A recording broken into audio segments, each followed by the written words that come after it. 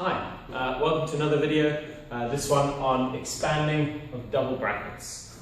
So I'd like to start off by pausing the video and copying down these 3 points here, and then once you've copied those down you can then focus on the maths. At any point in the video, if you want to pause it and take down what you're doing and see if you can do it slightly faster than me, please do that. I definitely encourage that, and you can then check your answer.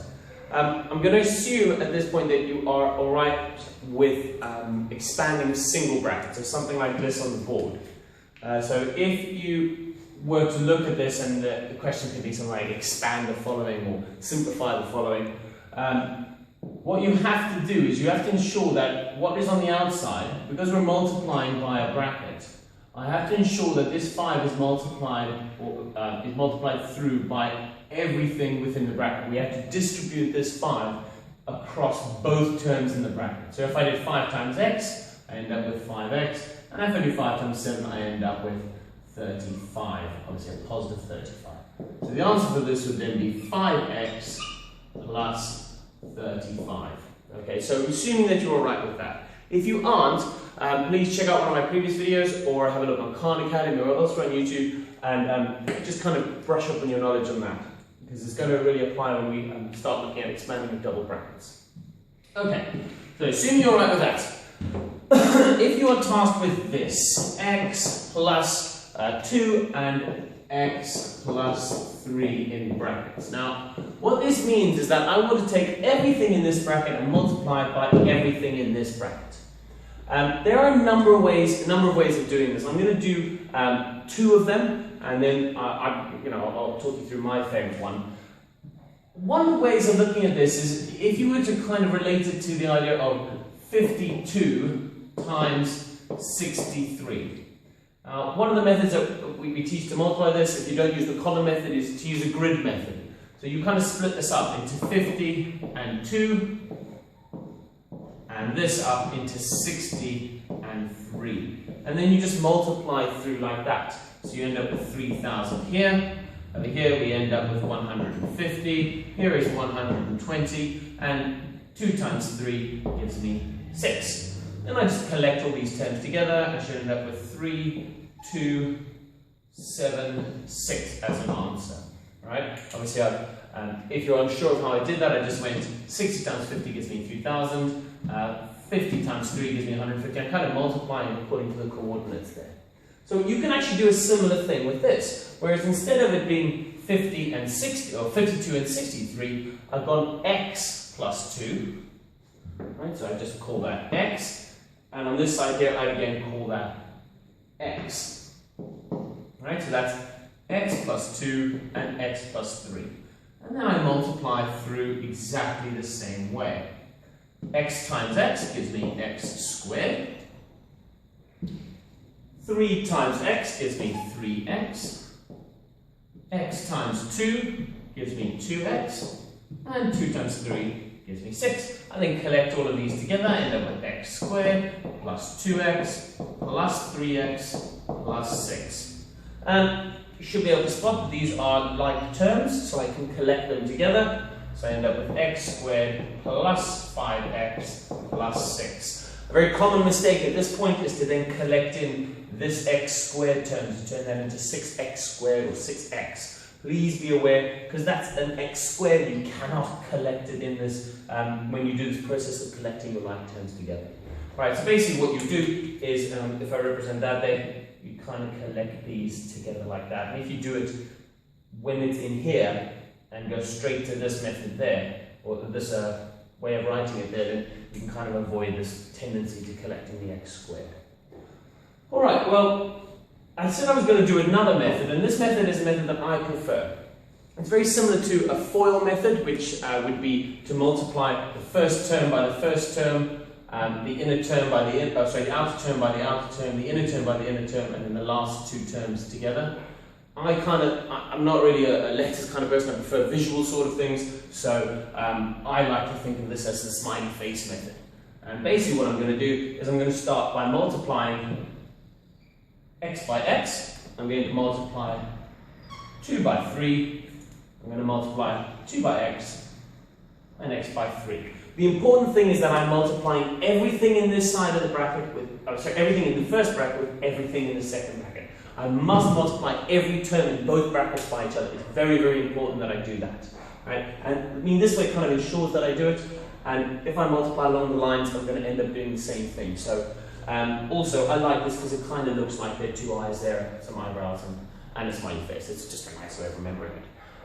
So, if we continue with this, let's start with our x times x. That will give me x squared. If I have 2 times 3, that's going to give me a positive 6. 2 times x is going to give me positive 2x. And x times 3 is going to give me positive 3x. And I'm going to collect these two together. So if I were to write this out, I then get my x squared, I get my plus 6, and I collect these together and I get plus 5x. Okay, I mean, both of these methods will work. This is a little bit more number-based and procedural-based. This is a bit more visual. There are loads of different methods, but what you've got to make sure that you're doing is that you are multiplying every term in the first bracket by every term in the second bracket. Very, very important that you don't miss any out. A lot of people just do x times x, 2 times 3, we end up with x squared plus 6.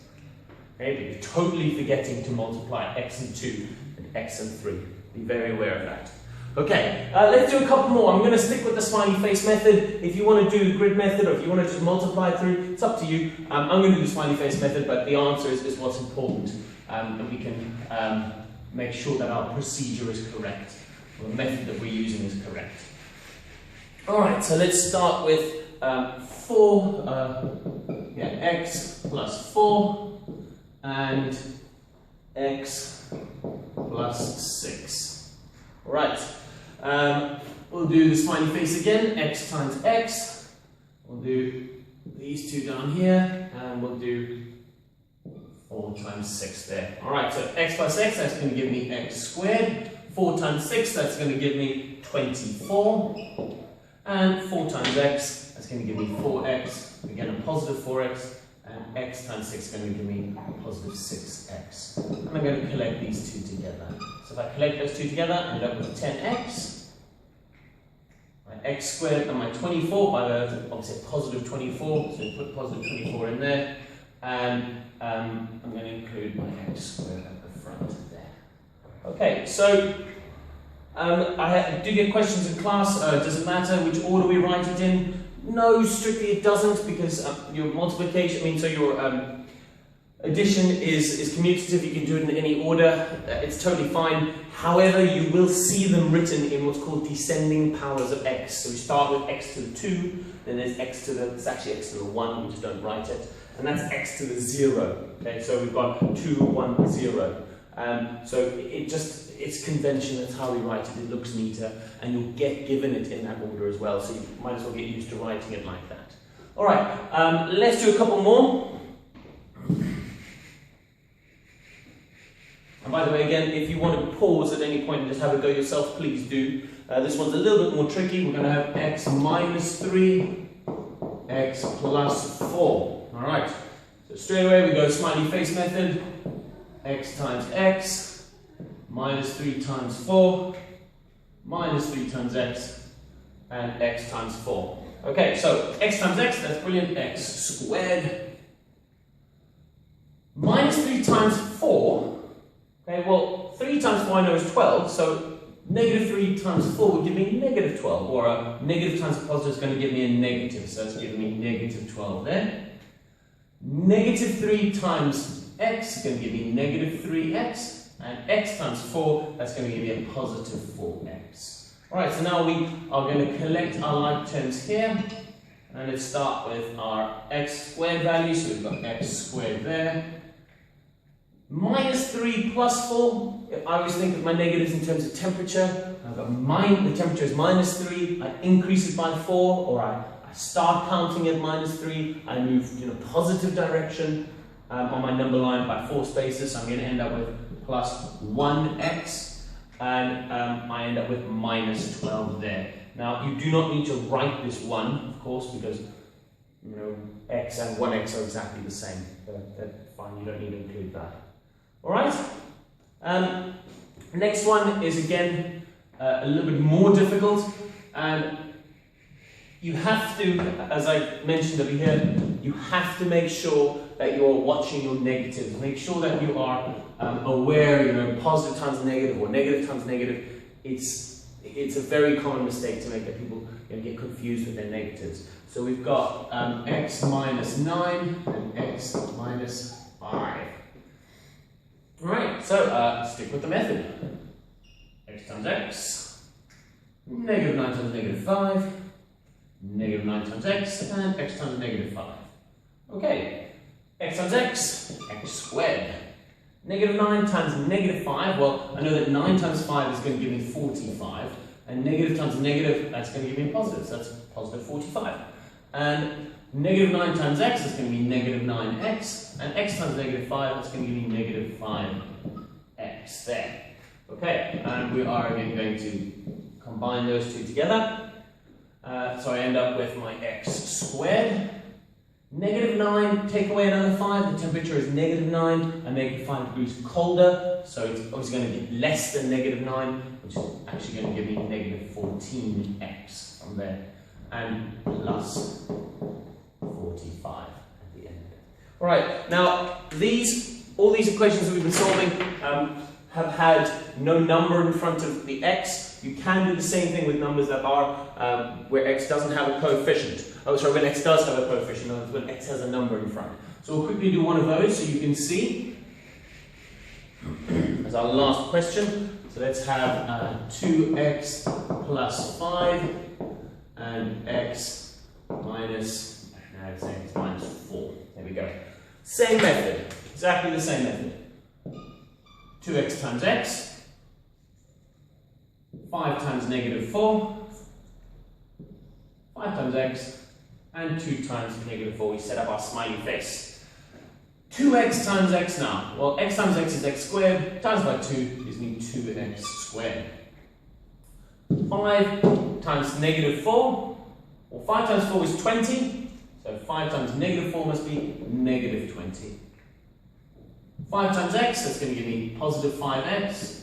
2x times negative 4, that's going to give me negative 8x. And we're going to combine these like terms.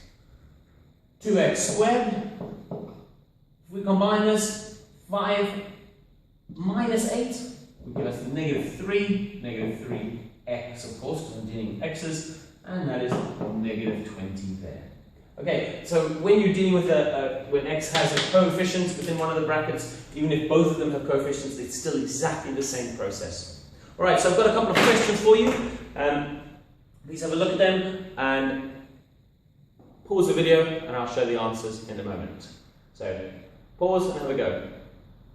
Okay, assuming you've had a go at those, here are our answers. Again, making sure that we use our smiley face method, or if you want to use the grid method, that's okay. Double check your answers. I've color coded them so you can see where they're coming from, just like I did on the board. Over here, you've got to make sure that when you do minus 2 times 9, you end up with negative 18. And be aware there that you've got negative 2 plus 9. Alright, so be careful of that. For the last one, you have 2 negatives, so you're going to have to be hyper aware of your negative products there. So we've got x and x gives us x squared, and negative 8 and negative 4 is a positive 32. Very careful of that, so that's where that positive came out. Of course, we've got 2 negatives here, so negative 8 subtract 4 give us negative 12, negative 12x, because we're dealing in terms of x. Right, hope you've enjoyed that. That's it from me. Cheers.